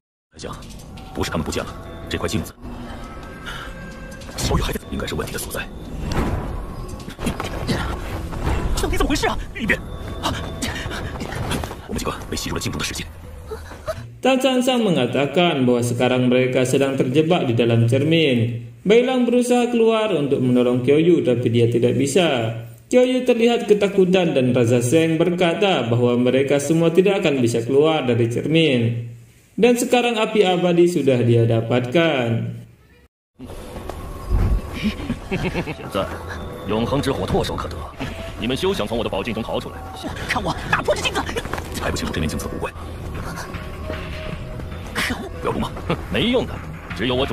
Cermin itu tidak bisa dihancurkan dari dalam dan mereka hanya bisa keluar jika dia membatalkan mantra atau menghancurkan cermin dari luar. Tan Sangsang berkata bahwa ada 1 orang yang bisa menghancurkan cermin ini, dan tiba-tiba saja Jubaji muncul di hadapan mereka sambil berkata bahwa selama dia ada di sini tidak ada yang bisa membawa Kyoyu pergi.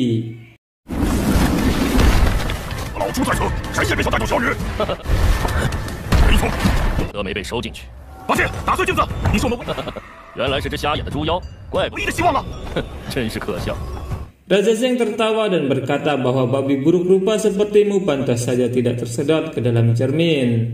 Raja Zheng kemudian memanggil gurita raksasa dan gurita itu muncul di hadapan Jubaji. Baku hantam pun terjadi di antara mereka dan Jubaji terpental terkena serangan gurita raksasa.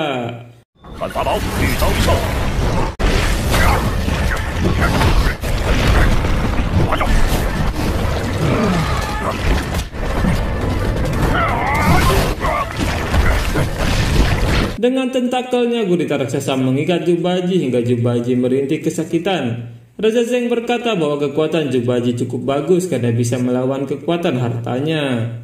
Melihat Jubaji kesulitan, Bailang sangat ingin keluar membantu, tapi Wu Jing berkata bahwa cermin artefak ini tidak memiliki kelemahan. Saat mereka sedang kebingungan, tiba-tiba muncul banyak monster yang datang menyerang mereka. Aoshu diterkam oleh salah satu monster, tapi Wu Jing datang menolongnya lalu bertarung dengan para monster itu. Para monster terus bermunculan dan mereka saling membantu menghadapi monster-monster itu.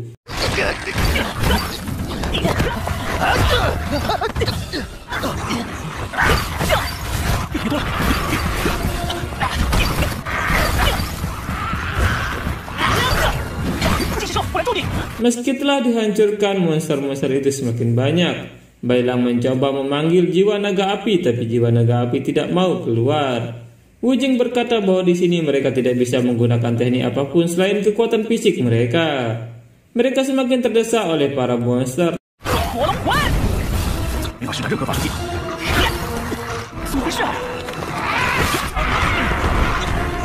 Keluar terlihat Jubaji masih belum bisa melepaskan dirinya dari lilitan gurita raksasa.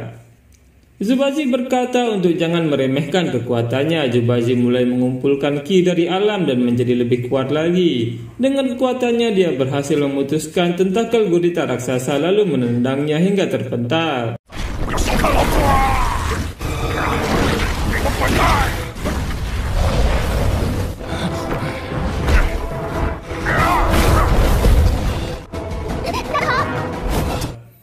Melihat itu Raja Zeng menjadi kesal dan Baji berkata bahwa dia ingin menjadi pahlawan dengan semangat yang membara. Pertarungan sengit pun terjadi antara Raja Zeng dan Zubazi, tapi kemampuan Raja Zeng masih lebih kuat dari Zubazi.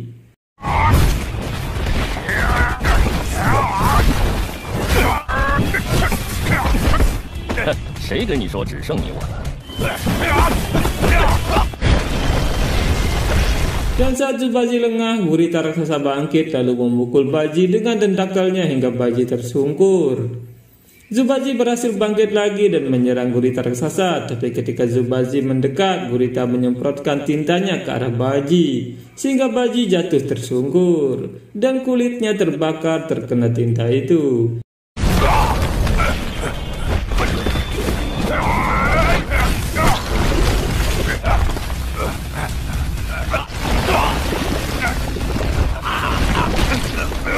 Gurita menangkap Zubazi dan menghantamkan sebuah pohon besar ke tubuh Zubazi, sehingga membuat Zubazi berteriak kesakitan.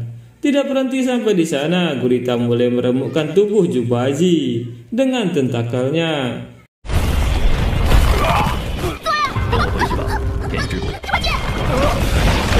Dan memanfaatkan kesempatan itu, Raja Zeng menangkap Kyoyu.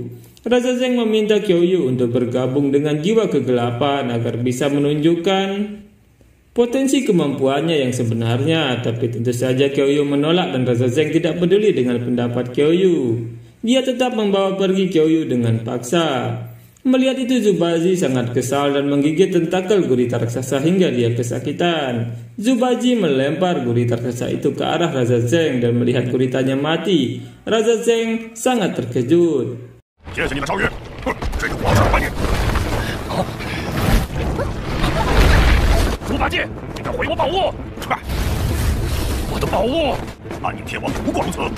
Zeng sangat marah karena Zubazi telah menghancurkan harta berharganya. Tapi Zubazi malah mengejek Raja Surgawi kegelapan yang ternyata sangat lemah. Sebelum Raja Zeng mengeluarkan hartanya lagi, Zubazi berlari menyerang Raja Zeng. Dan kali ini Zubazi berhasil mendaratkan pukulannya di tubuh Raja Zeng, sehingga membuatnya terpental.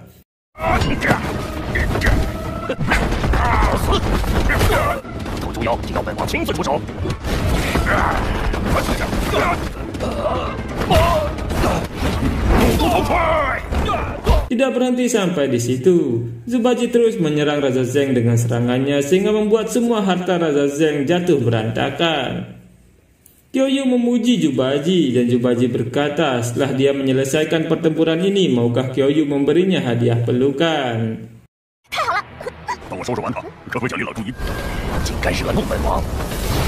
Mendengar itu, Kyoyu tentu saja berkata tidak mau.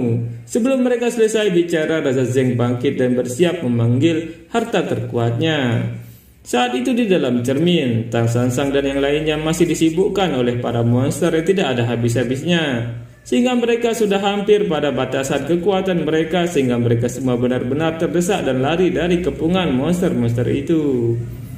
Melihat monster mulai bermunculan lagi, Wujing berkata bahwa dia merasakan hal yang aneh bahwa pola serangan mereka merupakan ciri khas cermin. Cermin menyedot energi dan kehidupan mereka lalu melahirkan monster cermin. Monster cermin ini akan muncul tanpa henti sampai mereka semua mati kelelahan. Tapi Tang Sansang meminta mereka untuk tidak menyerah karena Zubazi sedang berjuang untuk membebaskan mereka. Semangat mereka tumbuh kembali dan mereka bersiap menyerang lagi. Sekian video kali ini, kita bertemu lagi pada video berikutnya. Bye bye. 真是冤家路窄啊！蓝天王，我可从未。名曰阴风鬼雨。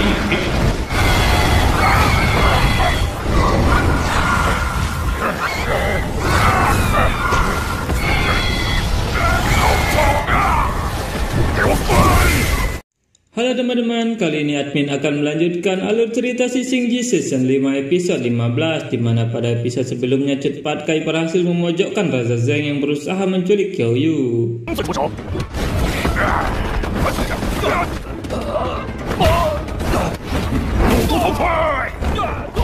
Ketika Tang Sang Sang dan yang lainnya sedang dalam pertarungan hidup dan mati, Sun Wukong pergi meninggalkan alam surgawi. Di sana dia membawa pil spiritual yang dia dapat dari Dewa Kebajikan. Sun Wukong kemudian memakan banyak pil spiritual itu dan mulai berkultivasi sehingga meningkatkan kekuatannya. Tiba-tiba Dewa Sasin muncul di sana dan berkata bahwa sifat Sun Wukong masih sama saja.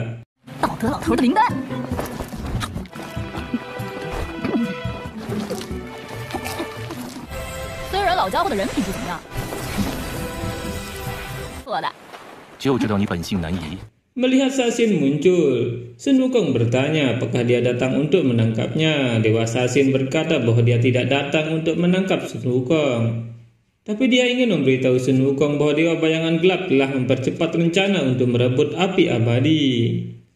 Api abadi saat ini sedang dikawal oleh Tang Sang Sang dan yang lainnya untuk kembali ke dunia lain. Saat ini mereka sudah tiba di sekitar kota kuno dan saat ini Tang Sang Sang sangat membutuhkan Sun Wukong.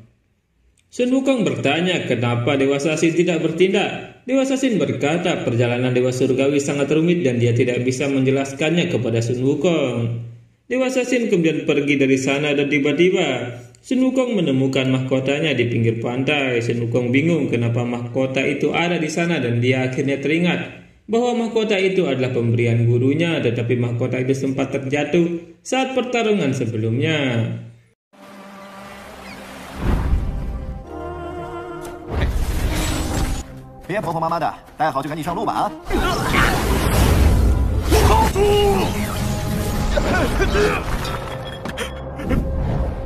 Sun Wukong akhirnya memutuskan untuk menemui gurunya dan terbang menuju tempat gurunya berada. Saat itu di kota kuno, Tang Sang Sang dan yang lainnya masih bertarung menghadapi monster cermin. Mereka benar-benar kelelahan karena monster cermin tidak ada habis-habisnya.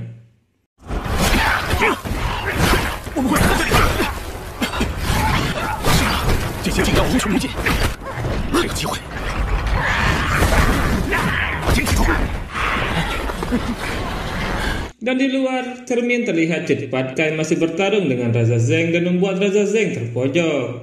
Saat Cut Patkai menyerang, Raja Zeng mengeluarkan pusaka perangkap binatang. Pusaka itu pun mengurung Cut Patkai sehingga dia tidak bisa bergerak.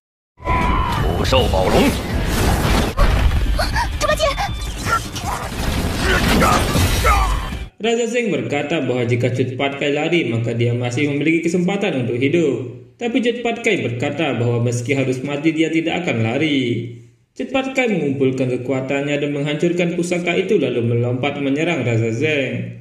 Raja Zeng terus menghindar dari serangan-serangan Cut Patkai dan melihat itu Raja Zeng menyadari bahwa Cut Patkai menyerang dengan mengandalkan pendengarannya. Raja Zeng akhirnya mengeluarkan pusaka angin yin hantu perempuan. Semua hantu itu mengelilingi Cut Patkai dan berteriak dengan keras ke arah Cut Patkai, sehingga membuat telinga Cut Patkai kesakitan dan gendang telinganya hancur.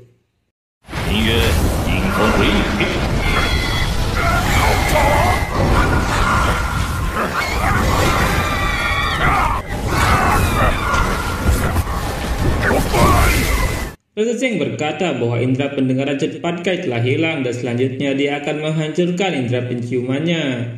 Raja Zeng mengeluarkan pusaka yang mengeluarkan bau yang sangat menyengat sehingga membuat orang yang menciumnya akan kesulitan bernapas.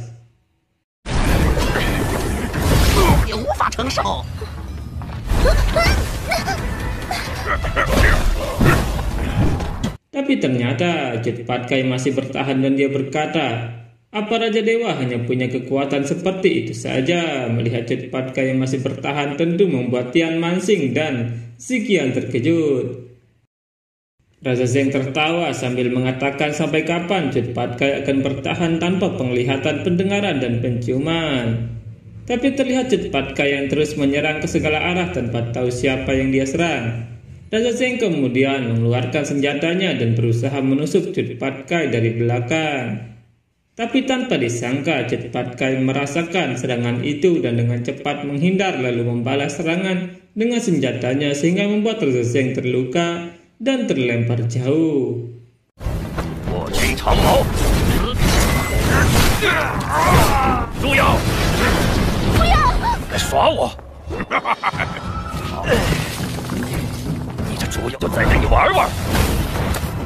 Raja Zeng benar-benar marah karena meski sudah seperti itu, cepat Kai masih bisa melukainya. Raja Zeng mengeluarkan panahnya dan melepaskan banyak panah ke arah cepat Kai. Meski cepat Kai bisa merasakan adanya serangan, dia tidak bisa menghindari semua anak panah itu, sehingga beberapa anak panah menusuk lengan dan pahanya.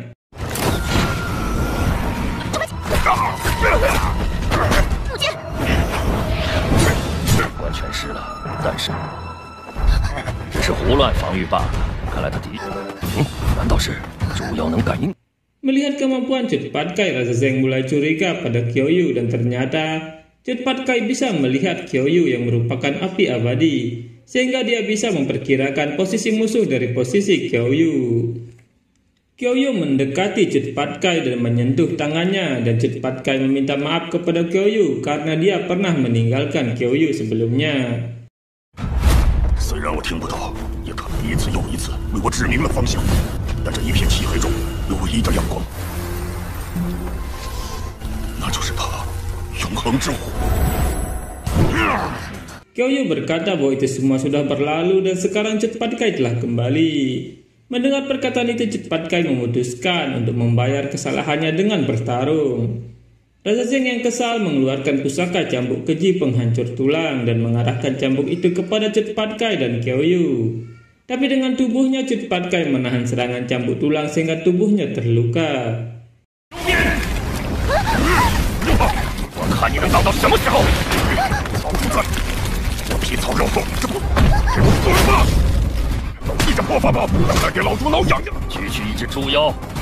Raja Zeng terus menyerang tanpa henti, tapi cepat Kai berhasil menghancurkan cambuk itu dengan senjatanya. Raja Zeng yang semakin marah akhirnya mengeluarkan jurus terakhirnya, tapi tiba-tiba dia gagal dan merasakan sakit. Raja Zeng berkata bahwa ada seseorang yang berusaha masuk ke cermin pusaka. Ternyata tentara batu kecil datang menolong dan dia menghancurkan cermin pusaka dengan senjatanya.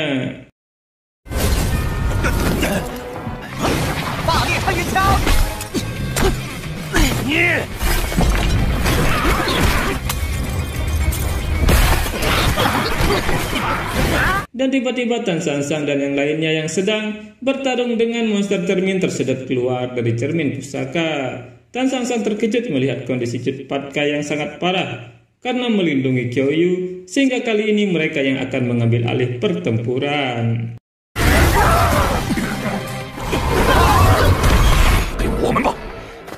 Sekian episode kali ini, kita bertemu lagi pada video berikutnya. Bye-bye. 真是冤家路窄啊！蓝天王，我可从未。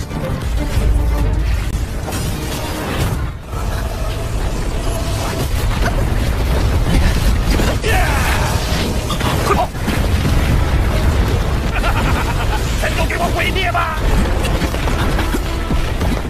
Halo teman-teman, kali ini admin akan melanjutkan alur cerita si Shinji Season 5 episode 16, di mana pada episode sebelumnya cepat Kai berhasil menyudutkan Raja Zeng dan secara diam-diam tentara batu kecil berhasil menghancurkan cermin artefak sehingga membuat Tan Sansang bersama yang lainnya berhasil keluar dari cermin. Tan Sansang mengucapkan terima kasih kepada Xiao Shibing karena telah menyelamatkan mereka.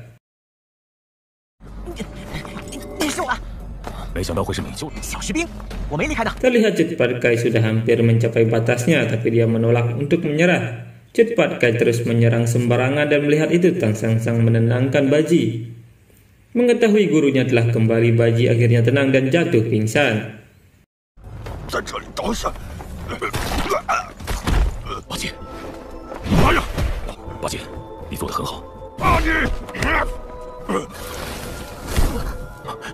Saat itu Raja Zeng sangat marah karena cermin pusakanya hancur berkeping-keping. Zeng Chantian terlihat bingung memilih harta apa yang akan dia gunakan, tapi Tan Sansang tidak ingin menunggu dan dia langsung memukul Raja Zeng dengan pukulannya hingga membuat Zeng terpental jauh. 冰蚕幼虫虽然可以，本天王选到合适的。 Zheng terlihat berat untuk menggunakan hartanya karena itu harta yang sulit dia dapatkan. Tapi Tan San Sang tidak peduli dan langsung menghajar Raja Zheng hingga menabrak dinding. Raja Zheng tiba-tiba bangkit lagi dengan asap hitam mengelilingi tubuhnya, lalu dia mencekik Ziqian dan menyerap kekuatannya. Melihat itu semua orang terkejut dan tentu saja Tian Manxing berusaha kabur dari sana. Tapi Raja Zheng menarik Tian Manxing dan menyerap kekuatan keduanya. Keduanya mati setelah semua kekuatan mereka diserap dan kekuatan Raja Zheng meningkat dengan sangat pesat. Melihat itu Wu Jing mengetahui bahwa Raja Zheng menggunakan mantra jiwa kegelapan. Raja Zheng tiba-tiba menghancurkan semua hartanya karena merasa bahwa semua hartanya itu menjadi belenggu untuknya.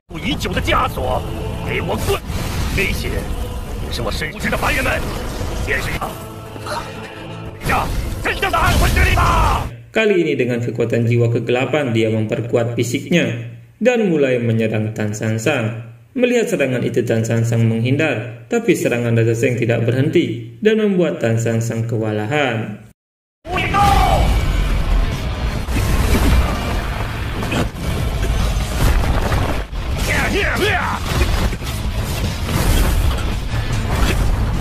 Di saat terakhir Wu Jing maju untuk menolong gurunya, tapi Raja Zheng mulai mengamuk dengan menyerang ke segala arah dan berniat membunuh mereka semua sekaligus. Melihat serangan brutal itu mereka semua lari menghindar, tapi meski mereka telah berlari cukup jauh, Raja Zheng berhasil mengejar mereka semua.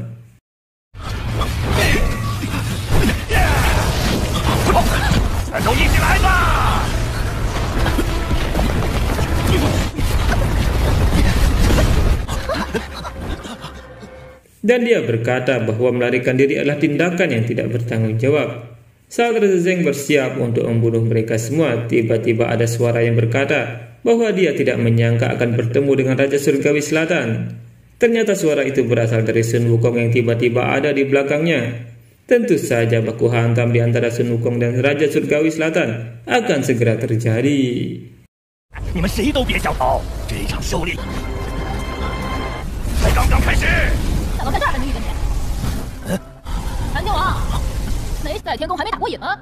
Sekian video kali ini, kita bertemu lagi pada video berikutnya.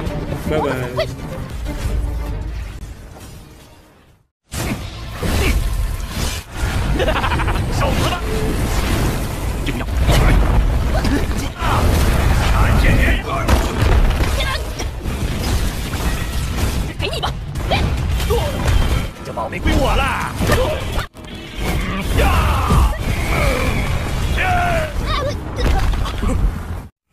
Halo teman-teman, kali ini admin akan melanjutkan alur cerita Si Xingji season 5 episode 17, di mana pada episode sebelumnya Raja Surgawi Selatan menggunakan teknik kegelapan untuk membuat tubuhnya menjadi sangat kuat dan berhasil membuat Tan San Sang serta yang lainnya terdesak.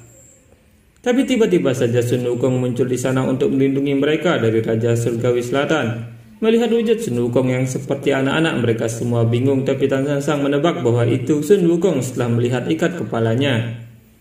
Sun Wukong meminta Raja Zheng untuk pergi, tapi Raja Zheng malah menantang Sun Wukong untuk bertarung. Raja Zheng mulai menyerang Sun Wukong, tapi Sun Wukong hanya menghindari semua serangan itu dengan sangat mudah. Sun Wukong berkata bahwa serangan Raja Zheng sangat lambat.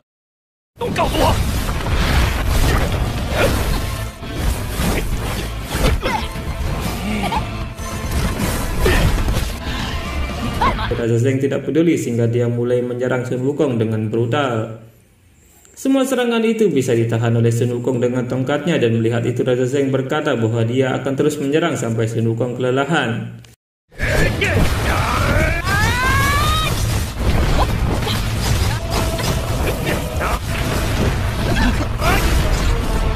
Tidak ingin hanya bertahan, Sun Wukong mulai melancarkan serangan balasan sehingga membuat Raja Zheng terpojok, dan dengan tongkatnya Sun Wukong memukul Raja Zheng hingga terlempar. Sun Wukong berkata meski sudah menggunakan kekuatan kegelapan, Raja Surgawi Selatan masih mudah untuk dipukuli.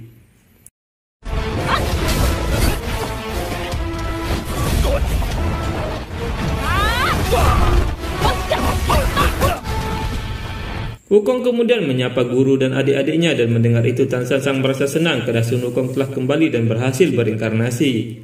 Sun Wukong berkata bahwa setelah mereka berpisah di Laut Selatan, dia melakukan perjalanan menuju alam bawah. Dan setelah berinkarnasi dia mendapatkan wujud itu. Tan San Sang berkata bahwa di jembatan terlupakan alam bawah seharusnya Sun Wukong telah kehilangan semua ingatannya. Sun Wukong berkata itu hanya terjadi pada manusia biasa dan dia adalah Raja Kera, tentu saja itu berbeda. Saat sedang asik berbincang, tiba-tiba saja Raja Zeng bangkit lagi untuk melawan Sun Wukong. Wukong memberikan mereka pil penyembuh lalu menerjang ke arah Raja Zeng. Baku hantam pun terjadi di antara mereka berdua.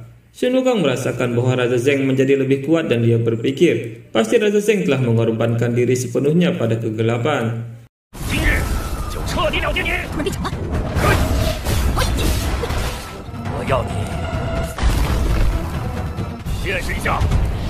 Tapi Sun Wukong tidak takut dan terus menerjang ke arah Raja Zeng yang sedang mengamuk. Melihat pertarungan yang sengit itu, Bai Lang ingin membantu Wukong, tapi dia terkejut melihat Tan San Sang dan yang lainnya duduk bersantai membuat api unggun dan meminum teh hangat.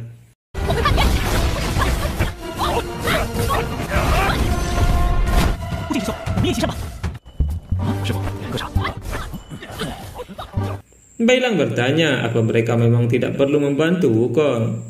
Tan San Sang berkata bahwa saat Wukong bertarung itu adalah waktunya untuk beristirahat. Saat sedang beristirahat, tiba-tiba saja Cut Pat Kai tersadar dan Tan San Sang berusaha merawat Cut Pat Kai.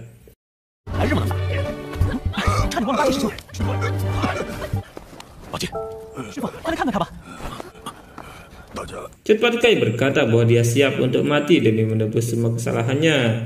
Tan San Sang bertanya kesalahan apa yang telah dibuat oleh Cut Pat Kai. Cut Pat Kai berkata bahwa itu sudah tidak penting lagi dan akhirnya Cut Pat Kai menghembuskan napas terakhirnya.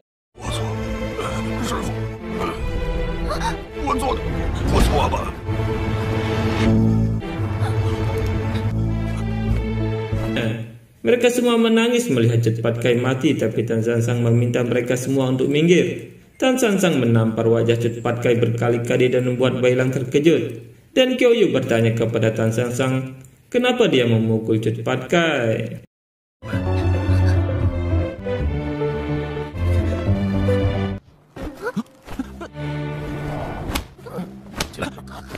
Tan San Sang berkata bahwa dia hanya perlu dipukuli. Tan San Sang terus menampar wajah Cut Pat Kai dan tiba-tiba saja Cut Pat Kai tersadar kembali sambil meminta gurunya untuk tidak memukul wajahnya lagi karena dia hanya berpura-pura mati.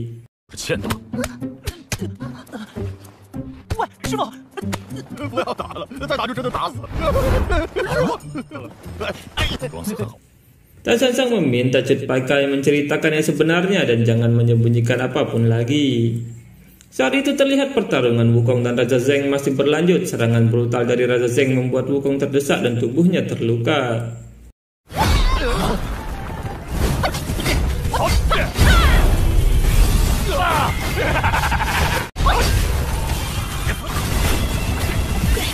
Tapi Wukong tidak menyerah dan menerjang ke depan, lalu berhasil menendang Raja Zeng hingga jatuh dan dengan cepat dia memanjangkan tongkatnya untuk mendorong Raja Zeng.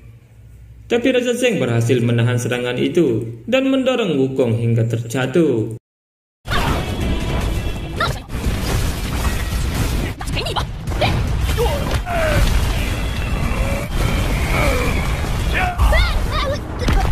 Tan San Sang terkejut melihat Wukong terdesak melawan Raja Zeng. Wukong bangkit lagi dan berkata bahwa dia baru saja pemanasan dan dalam pertarungan dia tidak pernah kalah. Pat Kai dan Wu Jing mendekati Wukong sambil berkata bahwa jika Wukong tidak tahan lagi maka mereka akan membantu.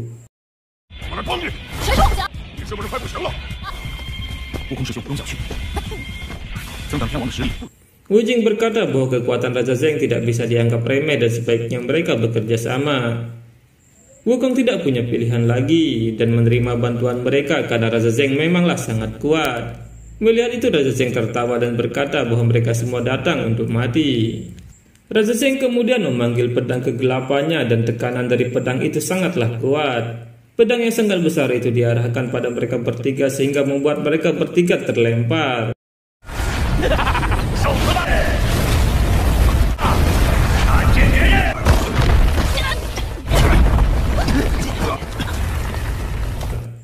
Serangan Raja Zheng tidak berhenti di situ, tapi Wu Jing dengan kekuatan pasirnya menahan serangan itu. Kekuatan Raja Zheng berhasil menghancurkan kekuatan pasir Wu Jing. Cut Pat Kai yang mencoba menahan kekuatan senjata itu juga terpelanting dan tidak sadarkan diri.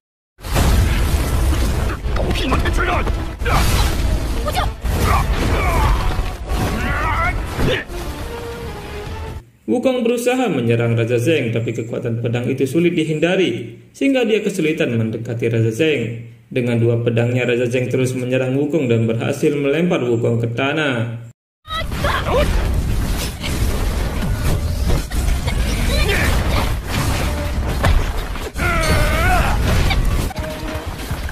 Dengan serangan terakhirnya, Raja Zheng ingin membunuh mereka semua, tapi tiba-tiba ada kekuatan yang menusuk tubuh Raja Zheng dari belakang, sehingga serangan itu berhenti.